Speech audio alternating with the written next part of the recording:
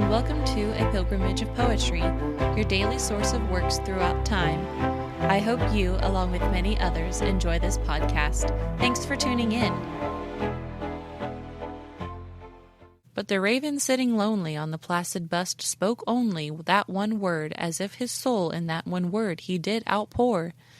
Nothing further then he uttered, not a feather then he fluttered, till I scarcely more than muttered, "Other friends have flown before, on the morrow he will leave me, as my hopes have flown before." Then the bird said, "Nevermore." Startled at the stillness broken by reply so aptly spoken, "Doubtless," said I, "what it utters is its only stock and store, caught from some unhappy master, whom unmerciful disaster followed fast and followed faster, till his songs one burden bore, till the dirges of his hope one melancholy burden bore, of never, nevermore." But the raven still beguiling all my sad soul into smiling, straight I wheeled a cushioned seat in front of bird and bust and door.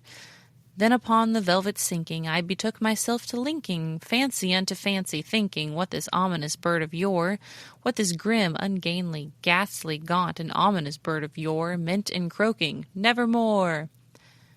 This I sat engaged in guessing, but no syllable expressing to the fowl whose fiery eyes now burned into my bosom's core. This and more I sat divining, with my head at ease reclining on the cushion's velvet lining that the lamplight gloated o'er. But whose velvet violet lining with the lamplight gloating o'er she shall press, ah, nevermore. Then methought the air grew denser, perfumed from an unseen censer, swung by seraphim whose footfalls tinkled on the tufted floor. "Wretch," I cried, "thy God hath lent thee, by these angels he hath sent thee, respite, and nepenthe from thy memories of Lenore. Quaff, oh quaff this kind nepenthe, and forget this lost Lenore." Quoth the raven, "Nevermore."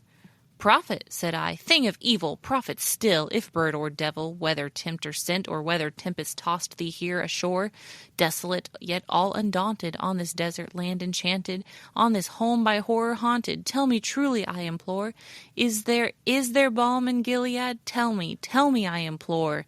Quoth the raven, "Nevermore." "Prophet," said I, "thing of evil, prophet still, if bird or devil, by that heaven that bends above us, by that God we both adore, tell this soul with sorrow laden, if within the distant Aidenn it shall clasp a sainted maiden, whom the angels name Lenore, clasp a rare and radiant maiden, whom the angels name Lenore." Quoth the raven, "Nevermore."